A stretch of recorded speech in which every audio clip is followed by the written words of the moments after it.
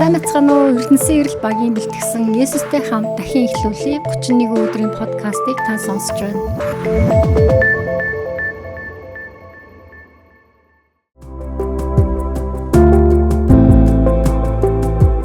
Тийхүү итгэл найдвар хайр гурав хамтдаа байдаг бөгөөд эдгээрээс хамгийн агуу нь хайр мөн.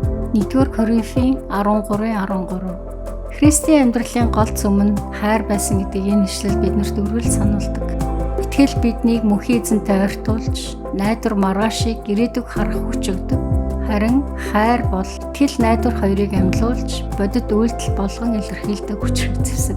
Итгэл найдвар хоёр байхгүй бол бид нар замаа алдна. Харин хайр байхгүй бол бидний итгэл найдвар хоосорно.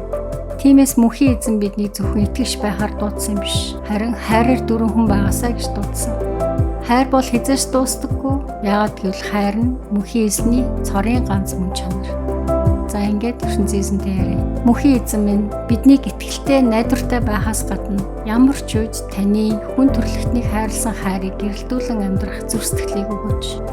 Зүгээр нэг яриад биш, харин жинхэнэ бодит амьдрал дээр үйлдэлээрээ бусдыг хайрлаж сурахад биднийг чиглүүлж, бидний харилцаа, хэлэх үг, сонголт болгон таны хайрыг илэрхийлж байгаасаа хайр хизээш дуустдаггүй гэдгийг өдөр бүр бид нар амьдралаараа харуулхад туслаач. Энэ бүгдийг Есүсийн нэрээр гуйлаа. Амен.